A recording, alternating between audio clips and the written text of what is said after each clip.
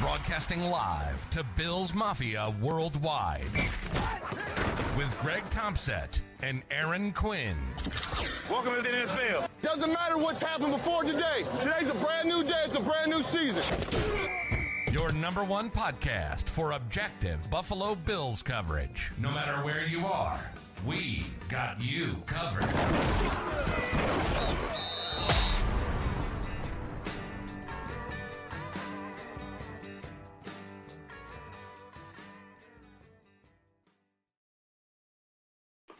Good evening and welcome to the Cover One Buffalo podcast. You are joining your host, Greg Thompson, and my partner in crime, Aaron Quinn. Aaron, we made it. We're here.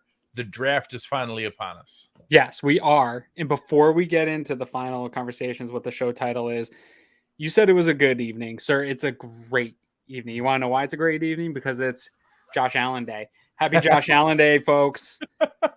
Happy Josh Allen. 4 years ago, Today, the Buffalo Bills, after a 20-year history, similar to like the Cleveland Browns, where you see that jersey just stacked with name after name after name of failed quarterback, your J.P. Lossmans, your Trent Edwards, your Thad Lewis's, guys who have started games. The Buffalo Bills select Joshua Patrick Allen. At the time, Greg, I don't know about you, I thought it was the wrong Josh. I was one of the haters. Yeah. Can't believe it. All this time later, we're talking. Oh, I love the candle. Happy birthday, by the way. We'll celebrate it together on Thursday. We'll see it. But you had a nice birthday weekend. It did. It was awesome. We had our birthday party. Back to the more important topic, Josh Allen. Yeah. Much more important than me. So 4 years have gone by, 60 starts, 61 games. Josh Allen's already fourth all-time passing in Buffalo Bills history with 14,114 yards. He's third all-time in touchdowns already. 60 games in with 103 touchdown passes. Gets better, Greg. 17th all-time rushing yards with 2,300. That's awesome. That was awesome. He's 731 yards away from being in the top 10 Buffalo Bills all-time rushers in toppling Cookie Gilchrist. He's fourth all-time in all-time rushing touchdowns with 31. He's tied with Cookie Gilchrist there. He only has 26 more to go to top O.J. Simpson and become second in all-time rushing touchdowns in Buffalo Bills. That might be doable. He might be able to be like another 10 years. He's going to slow down over time, but he's going to be a red zone running threat, I would think, for I showed some more touchdowns. John Elway ran for 200 plus yards in 11 seasons. Like, he kept running for a long time. Some guys are just built for that life. Yeah, and Josh Allen right now on pace, he's averaging 581 yards a season rushing. I don't think that is going to be a sustainable path for him, but he's going to get into this top 10 in rushing. He's going to be a top 3 rushing touchdown leader. He's second team All-Pro already made a Pro Bowl, highest passer rating in postseason history. Like, this guy's just stacking it up, guys. When I say Josh Allen's better than Jim Kelly, I'm not joking. Like, team success under Jim Kelly already was better to this point, but Josh Allen's the best quarterback physically to ever play for the Buffalo Bills, and I don't think it's close. And in outside, Greg, of these countless stats and things, all that aside, he has other ventures as well. He's part owner of the Miami Dolphins. And he's also a property owner of MetLife Stadium down in New Jersey. He's a man of many talents. If you check Wikipedia, I'm pretty sure both those things are confirmed. So yeah, that's where I got all my information from today. So so happy Josh Allen Day. I'm just excited. It's so cool. Every day I log on Twitter, dude, I see another one of these PFF things where Josh Allen, the only quarterback to ever do this, top 3 quarterback in the world. Like, I can't get enough. I'm going to retweet them all. Sorry, I stole the mic there for a second. No, it's awesome. I just love Josh. And to add on to that, like, obviously there's a ton of actual data and evidence of why. Yeah. He's the most fun player to root for in the NFL. He's so fun to watch. Like, all of my friends that root for other teams, that's what they always say is like, oh my God, I can't believe how jealous I am of just the fact that you get to root for that guy. It seems so fun. And I'm like, yeah, it is. It's pretty fun. He's everything you want off the field. He's Oh. that aw shucks golly gee to everybody's moms. He's Says all funny the right enough. things. Yeah, he's still funny enough I bet we online. start seeing some more commercials this season. Yeah, we absolutely will. He's funny in commercials. He's a likable guy. Other players like him. Like, he is the perfect package. So far, he's great off And the then field. on the field is a stone cold Correct. killer who that remember the DB podcast was talking about the sneaky like biggest trash talker in the NFL, and the one was like totally. the one was like it's Josh Allen. Like Yeah.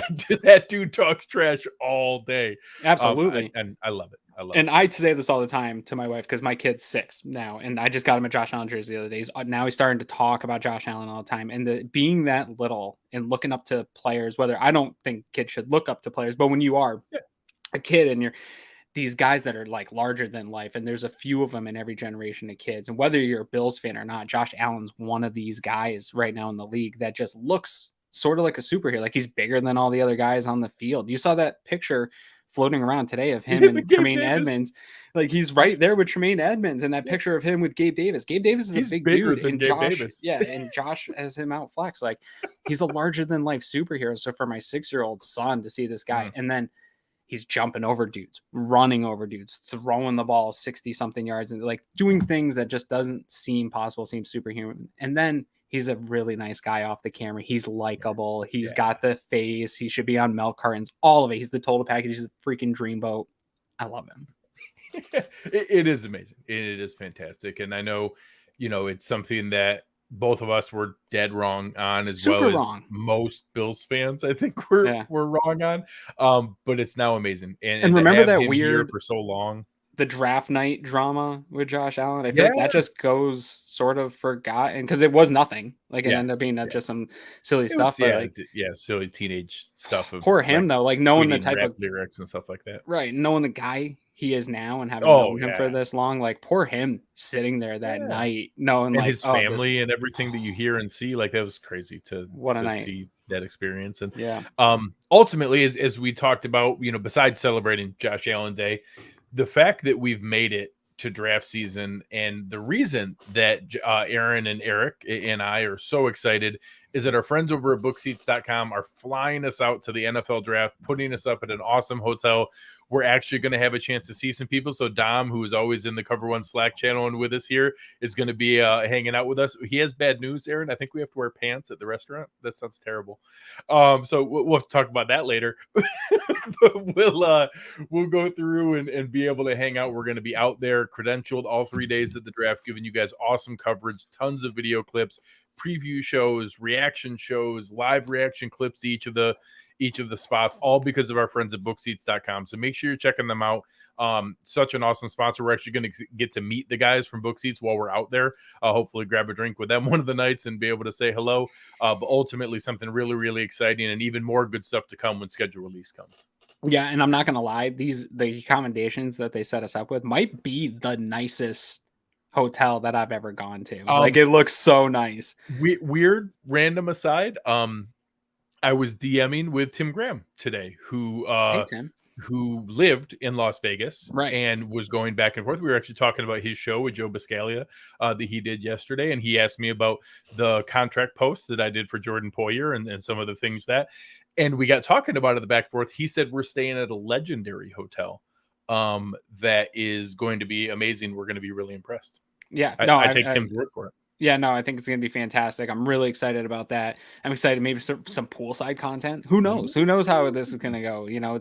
It's a part have fun in Vegas, part work your butt off and cover the draft, but really excited for it. And thank you to the sponsors at bookseats.com. But I'm most excited, Greg, from when we get back, schedule release and get digging into that, because I've got some games to go to. I got people pressuring me for this Bears game, pressuring me for this Lions game. I'm sure there's going to be pressure for the New England game for me to come back home. So my friends want to go up to the Cleveland game. Dude, when the Bills are hot, everybody's now interested in going to catch a Bills game. So I'm going to be traveling around. And so I can't wait to find out what the schedule is going to be like, when I'm going to be traveling, and get to bookseats.com to check it out and get that all booked up and not worried about.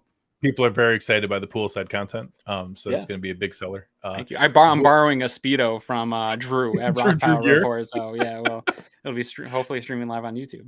So tonight's show is going to focus on Aaron and I's final mock drafts. And we've talked about some different paths that, that all the different things you can look at. And we're going to try to, take a look at what the options are, what's available, and what we expect to be able to see as we go here. And we're each going to do one, but each of us are going to be making the decision. So Aaron's going to do one and make all the decisions on the picks that he would take. I'm going to do one and make the decisions on mine, but we're going to talk about it together, like the GM and front office would in the different shows, and see where it takes us. And that'll be our final, kind of semi-prediction of what we see coming into the draft here. Obviously, seeing how things turn out with 7 rounds of mock draft is never easy, but that's going to be our goal for it here. So Aaron, are you ready to dive in?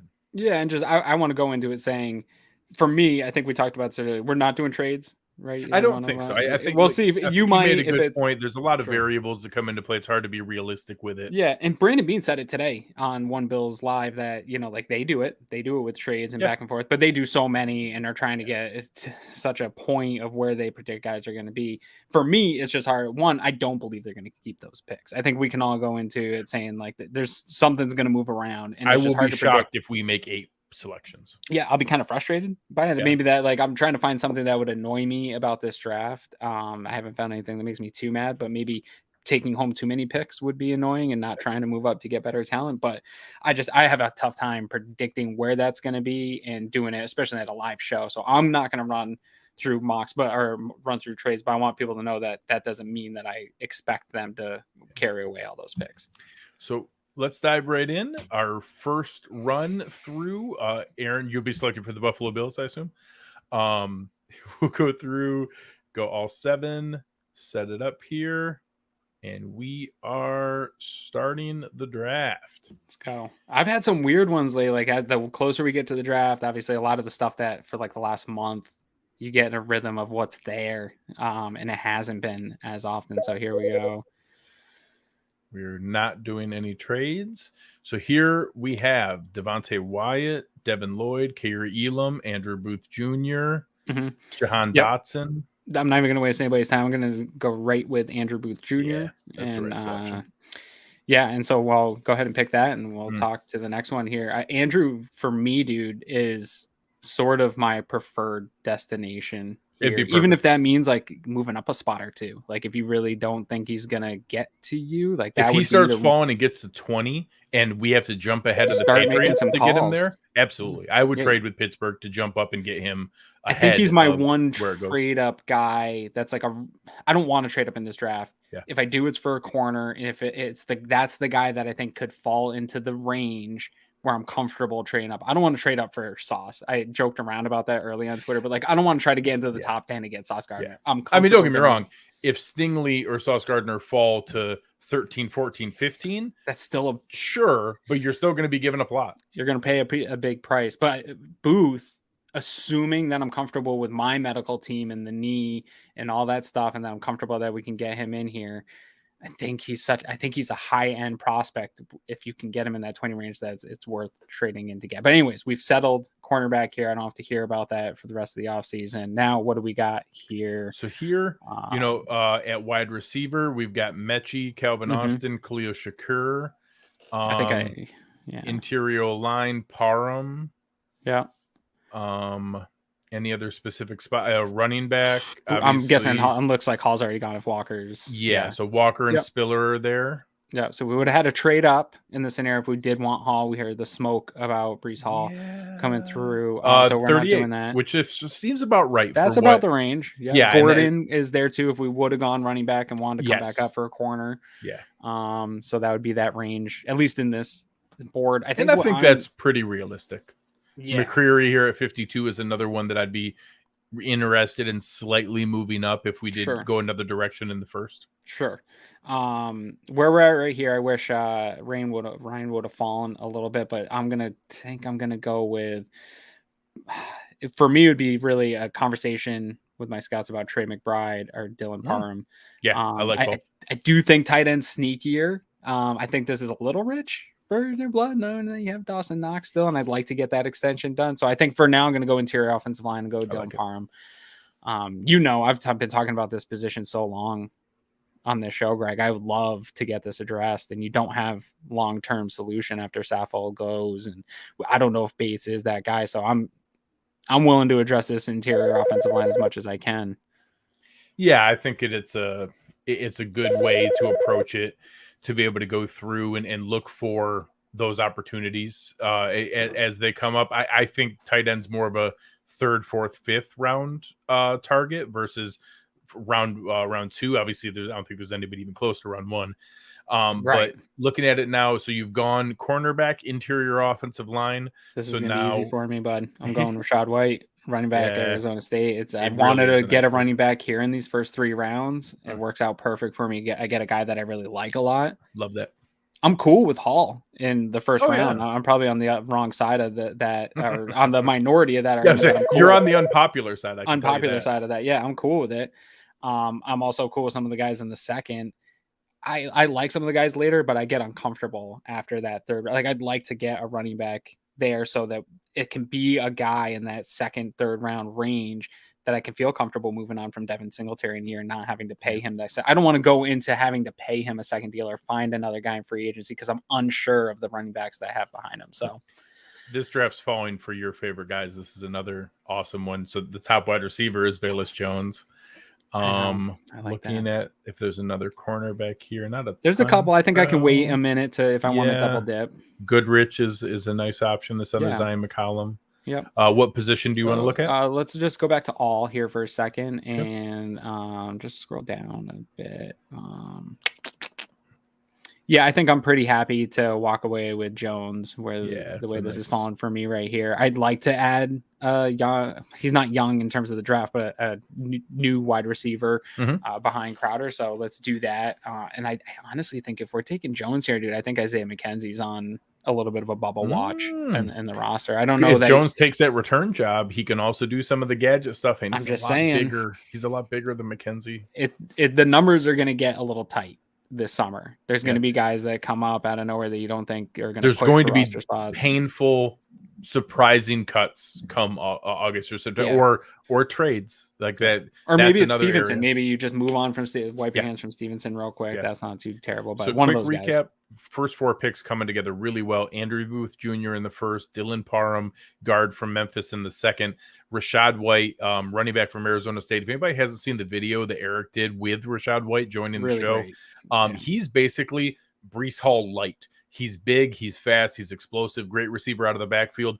I think that Hall is a little bit better than White in many of those areas, but he's good in the same areas. He's just not quite as amazing as what Hall is, but I think his floor very is similar. I think his floor is what sort of maybe the Bills wanted in like a JD McKissick role, like that, like third down back type of role. A younger, more explosive Duke Johnson. Like that's kind of what he is. He's that kind of. But his ceiling is probably towards that what we would expect of a Hall. Yes. If you pick him, but the floor I think is that third down back type of journeyman type running back, which is a good thing to have. Absolutely. So here in the 5th, right? We're already in the 5th. We're flying through this thing. Let's go tight end. Charlie Kohler, another guy that went tight ends. that Eric had on. That video sold me. Go and watch that. I think again we want to take a tight end. This is he's perfectly good spot for it. Yeah, what we kind of hoped Tommy Sweeney would be. I think he actually would be like a really nice tight end 3. Developmental tight end 2 that could be that still some receiving threat, but good blocker, good 2 tight end set guy. And the 5th is a perfect place to take a guy that I don't need this year. Like if he was to develop quickly and you had to use him in a bind, great, but otherwise there's no pressure at all. So I like that a lot. I think this one's going to be easy for me too, Greg. I'm going to go with Mario Goodrich here. Yeah, it is. It's standing out. It's a great value. You know what? Even I like this about this is, here, go back to my picks. Here we double dip now. Yeah, my picks here. So literally teammates. You brought in the Clemson. Brought in my teammates. I've done this before. Brought in the Clemson. Defensive backfield here. Yeah, so I think this is a good. I've double dipped like second or whatever, done like 3rd and 5th or something like that. I think this is a good distance into double dip in first and 6th is a nice combo. And you know what? If Booth's knee say that's not ready to go, or there's some concerns there, I think a double dip is a nice insurance in this draft. If you're going to go with Booth, I think a double dip makes good sense. Yeah. Absolutely. What do we got left here? So we're in the you sixth. haven't touched linebacker yet. You haven't touched safety yet. Right. So some special teams level guys, no punter. Sure. Yeah. Let me see what is there for safeties. I think there's some guys I like. Yeah. Right towards the top. Yeah. Let me see where linebackers are at. And then punt god's obviously gone as well, I would assume. I don't think that you can even. Yeah, I mean, he would be at the top, I think, right now. He would be, I think. So they must have fixed where he gets taken. And did they add Stout? They did add Jordan Stout. Okay, all right, good for them. So that's good to know. So I'm going to go safety position then here and take my guy Wanye Thomas. Again, this isn't a guy that I think is going to come in and probably ever play safety. Like, I think there's more of a chance that he could be like a linebacker. I hate to say big nickel, but like what they envision for Brian Saran Scott, Neal type role. dime linebacker guy. The Saran Neal Kansas City role. It's more likely that he only plays special teams in his life. I agree. All right, and then here I'm gonna go punter and just take and call it. It doesn't have to be Stout. If Stout's there, great, that's cool. But I would call it punter. Whether it's Areza, whether it's Stout, whether it's Stonehouse, whether it's Camarda. Sure. There are 4 draft caliber players that are there that I think is I will take one of them. And hope that we can finally fix this punter mess that we've had to deal with.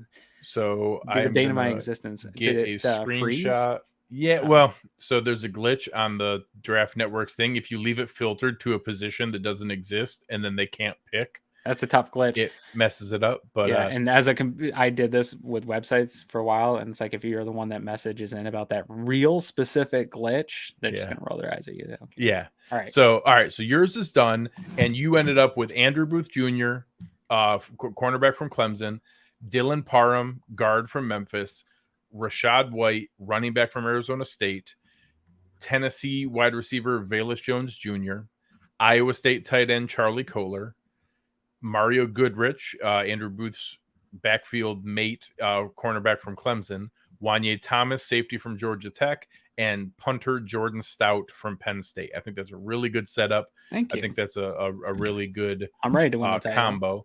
Yeah. And just for the courtesy of our fans listening, I'm going to log out of my account for this one so that it doesn't. No phone calls. No phone calls coming in.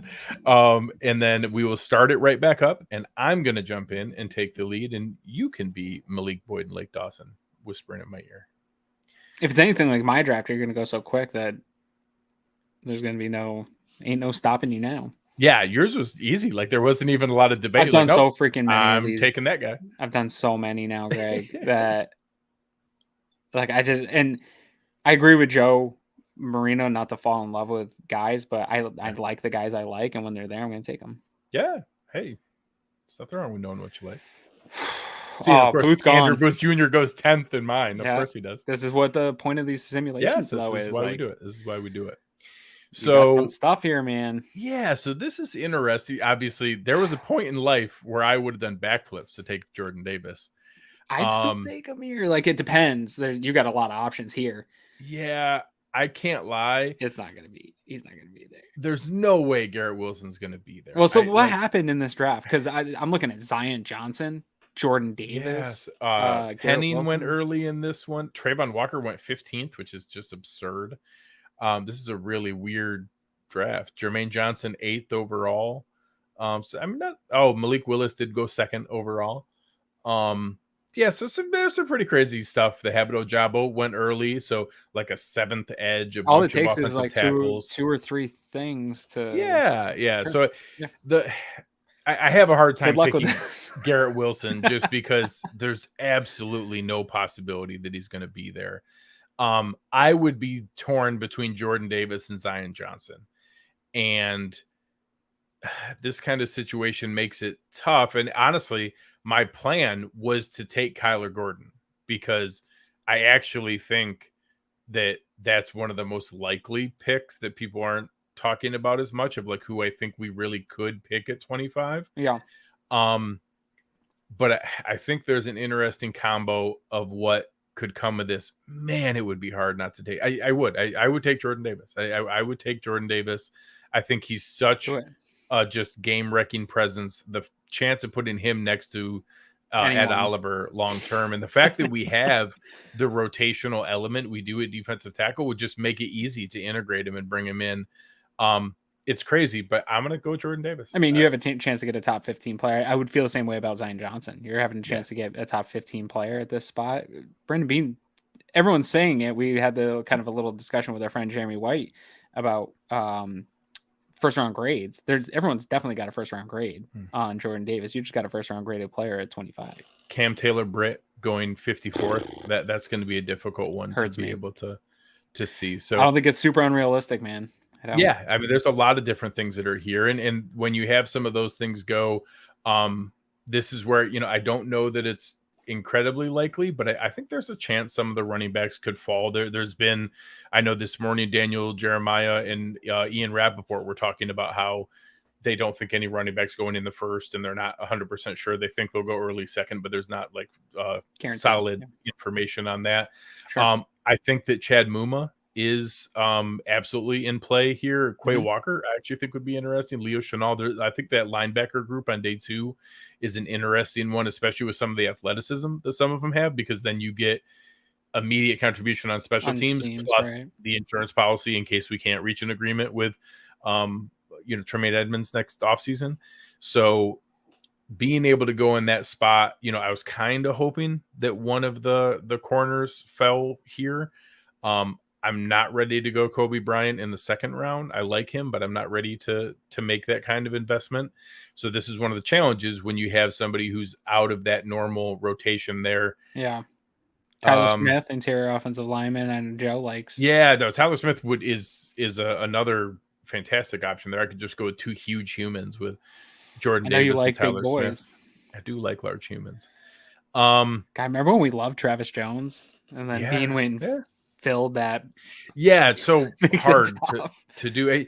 I would take Breece Hall. I would take Breece Hall, and that now getting in that position, I've now gone 2 draft picks without taking a cornerback, wide receiver, or interior offensive lineman. What gets tough about this is a month ago we were all talking about how Cam Taylor Britt was there every single time, and that was sort of everyone's mock backup plan. He's not there anymore. He went before your second round pick, so it's good. What this cornerback room looks like now is going to be interesting. Absolutely, and it's more realistic in what it's actually going to look like. So now I have to be more focused on it, and I think there's some value here. I think Alec Pierce and Jalen Tolbert would be super interesting. Yeah.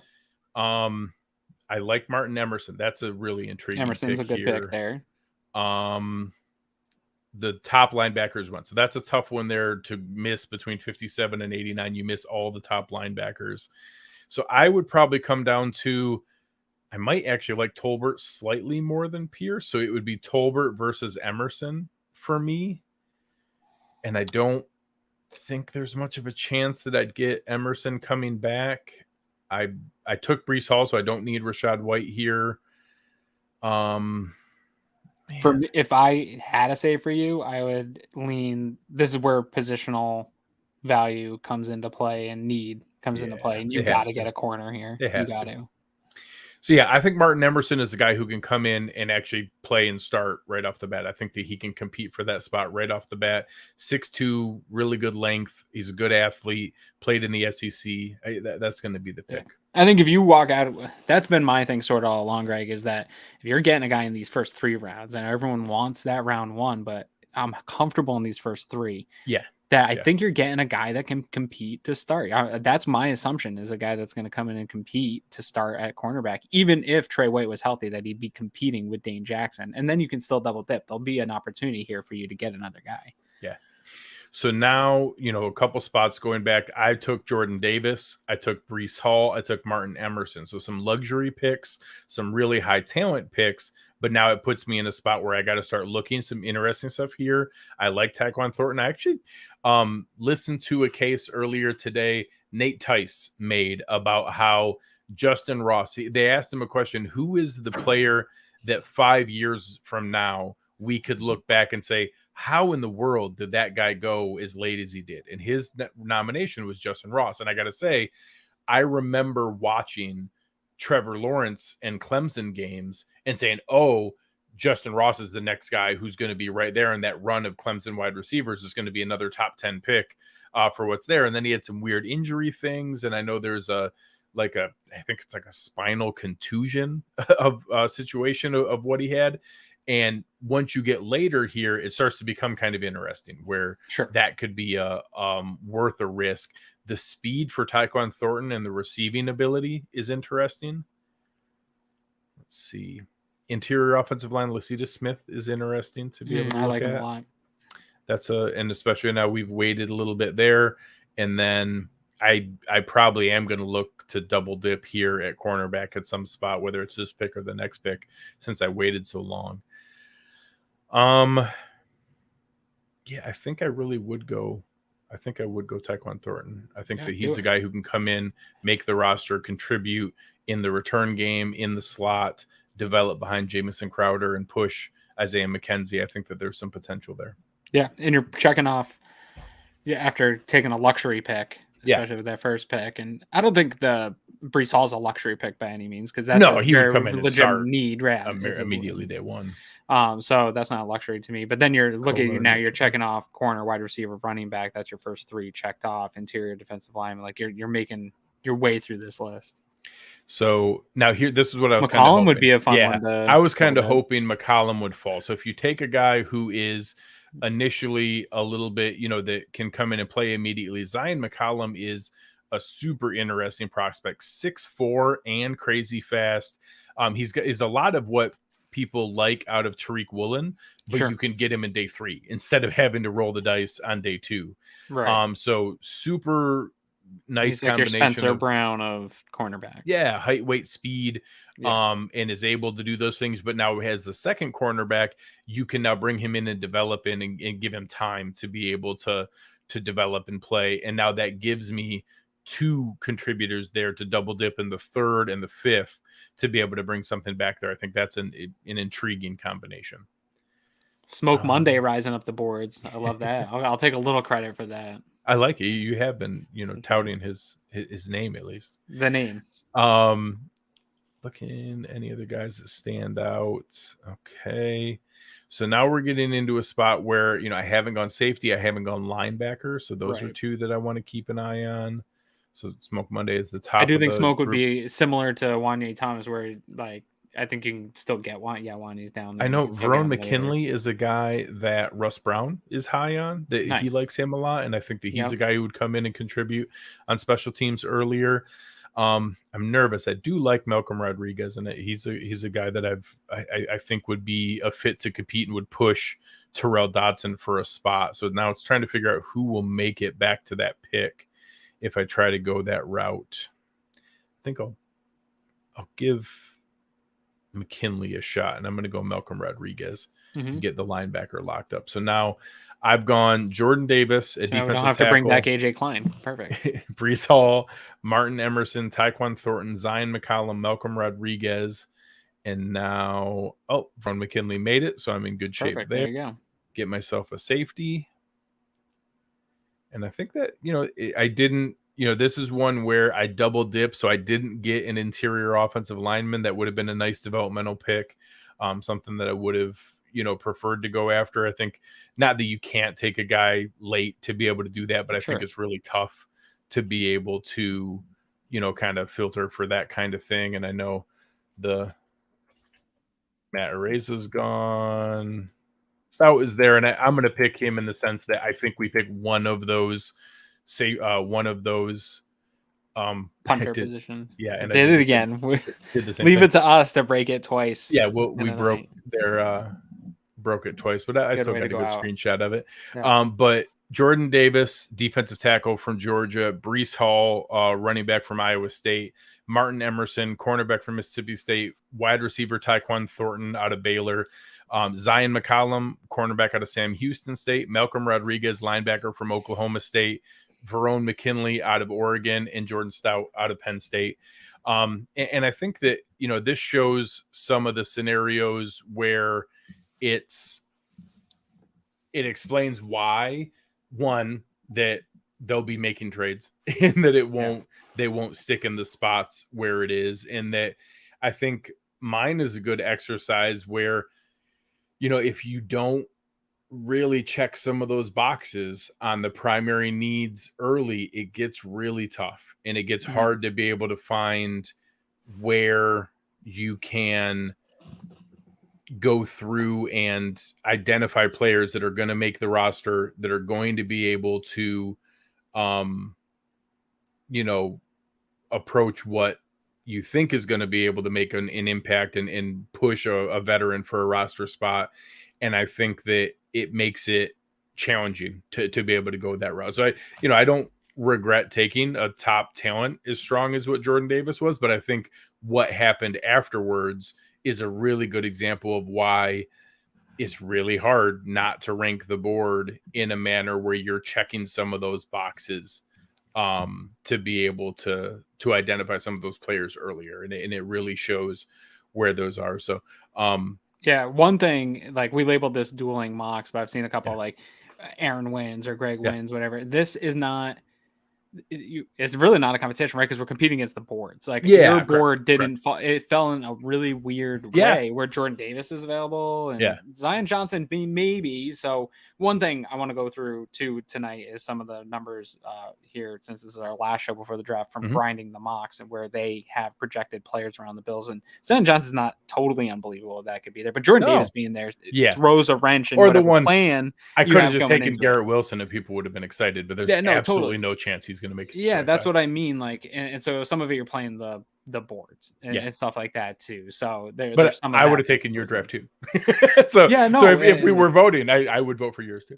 Sure, and I think they're both good. But I think what your draft and that exercise also brings up a great point of where my dream scenario is, and we didn't talk about trades and do trades in this, is walking away with 4, and if I'm feeling really froggy, 5 top 100 players. Like that's always my goal into these drafts, is how do I get an extra top 100 player in this draft where I can get some of these guys that we're all falling in love with in those top 100, because I don't need those other 4 picks, right? Like I really would rather package 2 to 3 picks and move up to a situation where I can get another top 100 player, a guy that can crack this roster, versus just filling in some of this stuff that we're doing in these 5th, 6th, and 7th round picks, where we're like, I don't know, just take a linebacker for special teams purposes. And that is great. There is need there, but I want a guy that's going to come in, like, instead of that special teams linebacker that we got in your draft, we trade up and then you get one of those interior offensive linemen as well as the other positions that you were able to check off. So for me,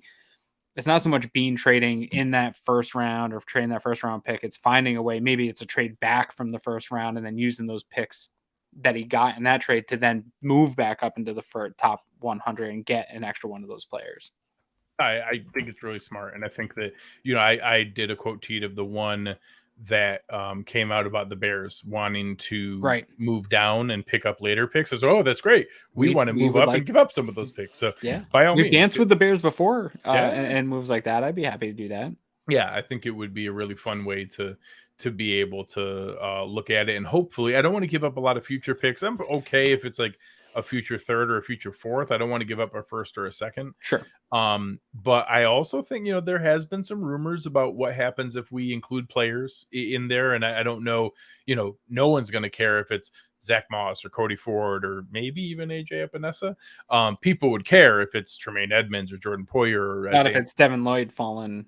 Well, in the first. So then it starts to get interesting of like, hey, what's the combination where it could make sense to combine a player in pick 57 or a player in pick 89 and then move up to be able to get a more impactful player. And then maybe you're not having to give up as much future capital. Maybe it's a 4th round pick and a player. And then that combination can be a reason to move up. And I don't think that's super likely, but one of the areas I could see it is, say there was a trade with a team like the Giants where they're trying to instill a system and a culture, and that, hey, we have a guy we could bring with that knows our expectations, knows our system, and you could bring them over, and that could be a way to have some maybe slightly out of the norm value of being able to create that combination with Joe Shane and Brandon Beane. Yeah, absolutely. So real quick, Greg, I do want to run through grinding the mocks I don't know if you use Yeah. that site much. People that don't know what it is. It's basically they take a number of the most popular mocks and they take that data and basically where guys are falling. And again, mocks aren't perfect. Big boards are all flawed, all this stuff. But this is the information we have to work off. I don't have any information from actual team boards, unfortunately. So for what they have around the Bills pick, I kind of look basically in that 22 to 29 range of where, their board's going to be at that time. They have Zion Johnson, whose expected draft position right now is 22.4. I think that's fair. Treylon Burks is 23.2. I think that's probably okay for him. Andrew Booth, 24.5. I like that. I like that 24 like that a lot. for Andrew like that Booth. a lot.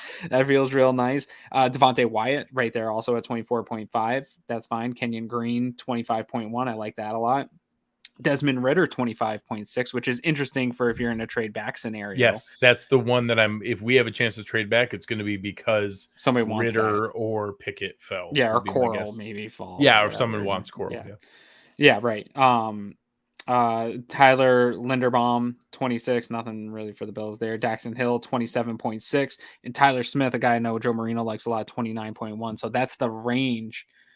If the Bills stay at 25, what grinding the mocks has it, those are the players that should be within that range for the Bills. And I'm counting at least 1, 2, 3, 4, 6 out of 9 of those guys. I'd be happy to walk away with in this draft. Like, I'd be content at the very least. Like, the Bills are in such a good position with that pick, Greg.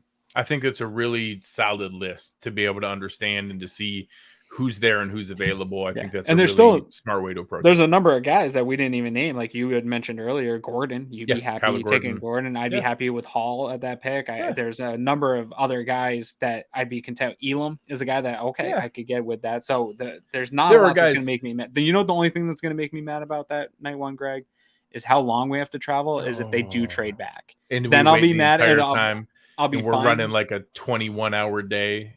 And then I'll be mad. They trade back and we don't see the pick at all.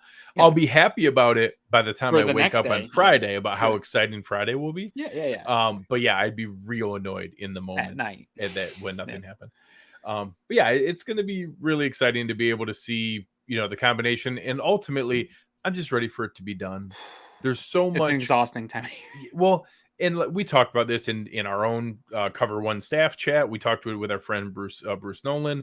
We've talked about it with multiple people that this time of year is so hard because there's no actual news or evidence or updates where, okay, well, that debate's done because this happened and that is what it is. And now we move on to the next thing. In the season, you at least get the evidence, like the event happens. Here, it's just conjecture on theory, on philosophy over and over and over again of stuff that hasn't happened yet. And like, well, this is what I would do. Well, this is what I would do. Well, I would do this. Well, yeah, but nobody freaking knows. And it goes on forever and ever with these endless, unprovable debates of what's there. You and I have spent a lot of time. Like I think Eric put together an awesome thread of what's there with Breece Hall, because we're trying to help open people's mind to the fact that this is a possibility you should be ready for. And here's why it's not a disaster. Yeah. We're not predicting that he's going to be the pick. Heck, I'm not even rooting for him to be the pick. I hope it's a cornerback. I hope it's a wide receiver. I hope it's an interior lineman, a spot that we need that's also a premium position and a better financial value than running back. But I'm not going to throw a fit and stomp my feet if it's Breece Hall, because he's a really freaking good player. And it's a spot he's going to impact the team and be productive right off the bat. And yes, of course, there are dream scenarios where a really good player falls and we get him and then we get another great player in round 2. That'd be awesome. Yeah. But it just doesn't always happen that way. The other teams are smart too. Right. And we're just trying to help prepare everybody for the fact that, hey, yes, is that the preferred option or the preferred path? Maybe not. But people take it to the other side of the coin that just because it's not what we prefer to happen, that it's a disaster and that we lost the draft and that we got an F grade and that, Brandon Beane's out of his mind and doesn't know what the heck he's doing. Like, settle down. Like, there's a range of outcomes here. Yeah. Yeah. And there's a range of outcomes and there's a bit of a range of what you believe that value is. And that's what I always find interesting in this time of year is, I have a very different value of the top 15 in the first round that I do with pick 25. And I think a lot of people, in my opinion of that value, much highly overvalue that first round pick. It's a spot that, especially when your roster is in a position like the Buffalo Bills are, they could go into the football season today, pre-draft, and they're still the Super Bowl favorites. They're still a team that I think can beat most teams in the NFL, even with the cornerback position in disarray right now. Like, this is a very good team. You could add Joe Hayden tomorrow and put out a formidable football team that's probably still going to stay the Vegas line as the Super Bowl contender. So adding to this team is additional, it's bonus. And while there are needs and you want to reset clocks on some of these contracts at positions and do some of this smart financial contract stuff, layering is smart. yes, but it's not the only path. It's not the only answer. And you are in a position where you have a very wide open Super Bowl window, a really good roster, and you're at the 25th pick in that first round where you can take a little bit more risk. Like we talk about a lot of these business terms with these picks of, return on investment and opportunity cost and positional values and all that stuff. I hate to say none of that matters, but when you're in the circumstance that the Bills are with a good roster, picking late in that draft, having a number of other young, good talent on your team, you have a little bit of buffer from some of those big business terms. You have a little buffer where you can say, hey, you know what? I really like this player. I think it puts us over the top in this position. It's a risk. It might not work out, but if you miss on pick 25 in this draft, it's not a critical blow to your team. Like, the drought years, yes. If you missed on the 13th overall pick, it was a critical blow to the process, and it was going to set the team back another 3 years. This pick could fail, and it doesn't set the team back at all. No. You can't do it three years in a row. Yeah. And we would probably need a contributor from somewhere. Something else would have to come down the line. Yes, absolutely. And I think the biggest thing here is the team that they've built. We have the luxury to be flexible, to make some choices. But of course we need, and I had there's one of our followers asked me, usually like once a week, why isn't everyone freaking out about cornerback? And my answer is always because the games don't start tomorrow. Yeah. Now, if we get to September and we haven't signed any more free agents, Dane Jackson and Nick McLeod, and we don't draft anyone, yes, I will be concerned. That will upset me. But there's still like 6 starting caliber free agent cornerbacks. There's plenty of cornerbacks in this draft, and I expect us to add 2. I expect, and we don't know UDFAs and later ones. We can draft multiple. Guys, I expect us to draft one and sign one. Yeah, guys are going to get cut from other teams all summer long. Guys are going to shake loose. I always talk about that. There was years ago where we needed wide receivers and people are freaking out in the 5th round of the draft. And it's like, dude, I don't know. Like, there's going to be other guys. Gonna come save us? Yeah, right. So, there's many ways to add talent. And Brandon Beane still has abilities to get, like, say the draft doesn't work out and a trade does become a bit, like, don't put it past Brandon Beane to always be finding ways to add to this roster. Like, he's making these calls. I'm also wouldn't be shocked if, specifically at the cornerback position, those 6 free agents that you just referenced, that those calls have already been made where, hey, we're going to be aggressive in this draft, trying to get a corner. If we don't find that guy, I'm going to call you and this deal's already in place and we're going to get Bryce Callahan on a plane and get him over here. Well, and there's a reason those guys haven't signed yet. Yeah. They are going to leverage teams who right now think they're going to sign or draft a day 1 or day 2 cornerback. And then because of the way the board falls, they miss. And then all of a sudden their agent is going to say, hey, guess what? You need this guy. And how about we get a little bit extra on the signing bonus? Because they're going to try to leverage that. And I know people throw around different terms, and, Ryan makes a good point here. We're not advocating to waste the pick, but I think one of the important parts. Yeah, I'm just saying you have a little buffer in your risk assessment. Correct. So that's the key term. So the business terms that get thrown around and all the different people throwing around like cost of goods sold and like stupid business terms. The one that really needs to come into play and that I, used in when we've talked with Bruce on different situations is calculated risk. You can't try to middle everything. You can't just take the probable likely decision on everything. And you made a great example. Josh Allen is one of our greatest calculated risks. And of course, expensive. Correct. That's not the same as what we're talking about here. We're not talking about trading up twice into the top 10 for a quarterback and everything that's associated. That's a huge risk. We're talking about at 25. You can take a calculated risk. You don't always have to take the highest probability option because, yes, that will lead to the most likely path to some level of success. When you don't add any variance into your business decisions, you don't give yourself any possibility for high end extreme success. You have to add variance into your risk tolerance to be able to give yourself a chance for high upside, whether that's investing, whether that's I was going to business say, that decisions. sounds like my investment before.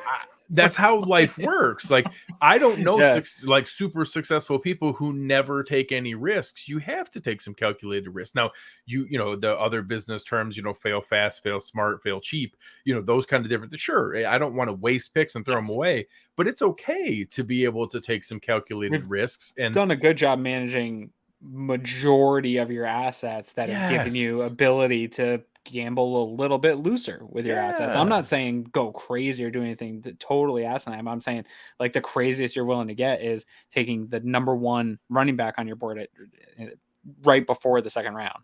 That's not a big deal. Like, I agree. So yes, of course, would I love to extract some value by trading down and also getting another pick and ending up with and get the same player? Yeah, Kyler Gordon and Breece Hall. Of course I would, because if I controlled the scenario, that's what would happen. But that's not how life works. You can't just calculate it that way. I want to squeeze the most juice out of the lemon. Yeah, of course I do. You know, that would be awesome. But we're just trying to brace people for, and maybe that'll happen. Maybe that is the scenario that plays out. I don't know, but that'd be great. Yeah.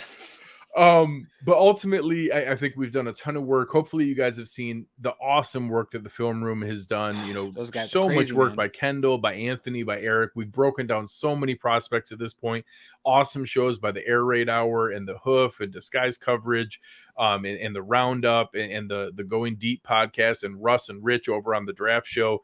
We've put in so much time and effort here. We hope you guys check it all out. We've got you guys to the finish line. We've brought you here. Now we all get to sit back and enjoy it. Make sure you're checking it out. Use Cover One as your second screen to the draft. We're going to have live shows going on during Thursday night, Friday night, and Saturday.